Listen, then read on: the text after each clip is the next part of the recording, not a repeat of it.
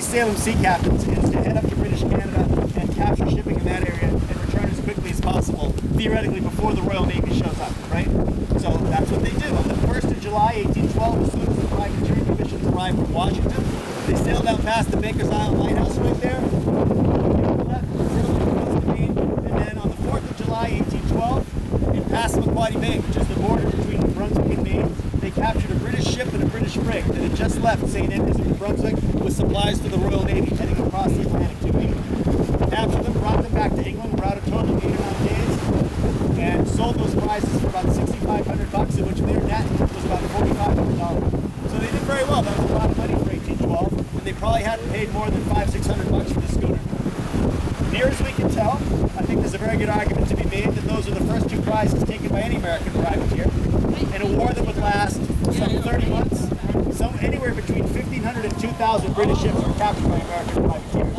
And because our army was incompetent, and because our navy, however excellent, was very small and mostly bottled up by the end of the war, it was American privateering that was one of the best offensive weapons in our arsenal during the war. It was certainly one of the only ways that we could make the British feel like they were in a conflict, because American privateers captured British ships, drove up the price of British goods, drove up insurance on all British ships, whether or not they were being captured by privateers, forced the Royal Navy to convoy all these vessels, kept naval expenditures for Great Britain at a very high level all through the 30 months of the war. And this at a time in which Great Britain had already been at war for 20 years, fighting Napoleon, which to them was the real war. The American campaigns were just a sideshow, and really, frankly, a pain in their butt. This is a great course, just straight on. So the Fame made 12 voyages as a privateer. On her last one, she was wrecked in the Bay of Fundy between New Brunswick and Nova Scotia, and the crew were all captured and put in prison. There were so many American privateers in the prison of Halifax that they actually took them out of the prison of Halifax, put them in the hold of a homeward bound British vessel, and they ended up in Dartmoor, which is another whole fun chapter of the War of 1812, the treatment of prisoners. And that's where they were when the war finally ended. The treaty, of course, was signed on Christmas Eve of 1814. Those guys didn't make it back to Salem until July of 1850. It was one of the reasons why people were so upset about being in that prison, and one of the reasons why there was a riot and a so-called massacre during the spring of 1815. But that's a long, long story. You can all read about it in my book. Hey!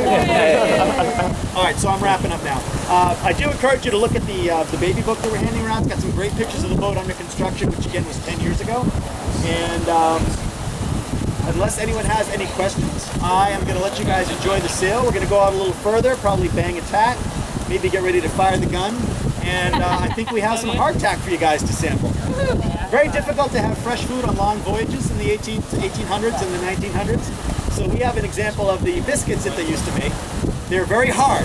I'm going to warn you all about this. They're very, very hard. The way to make them last long was to beat all the air bubbles out of them. So there could be no air pockets, no moisture inside these biscuits, and they would last a lot longer that way. So they're beat very hard, very flat, and then they're baked. So, yeah, when you're chewing these, you want to use those square teeth in the back of your mouth and not the delicate ones in the front. And if you have any sort of dental issues, anything, you want to stay the heck away from the hardtack, as it is hard. We also, because we realize not everyone is gung-ho like we are, we have 2 versions of hardtack. We have your basic hardtack, and then we have some hardtack that we put a little molasses and a little cinnamon on there to make it more palatable for the weasels who aren't willing to try the did I say that out loud?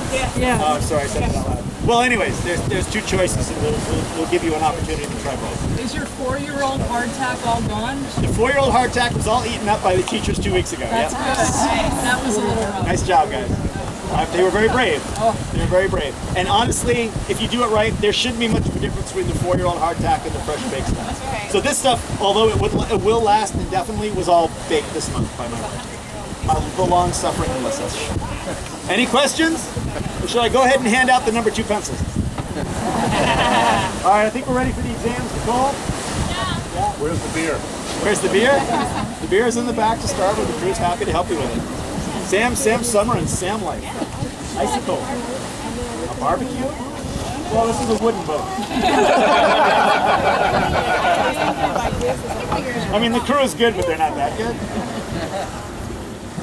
Are you saying they can't barbecue? I'm saying that we might set fire to the boat while we're barbecuing. With the bear.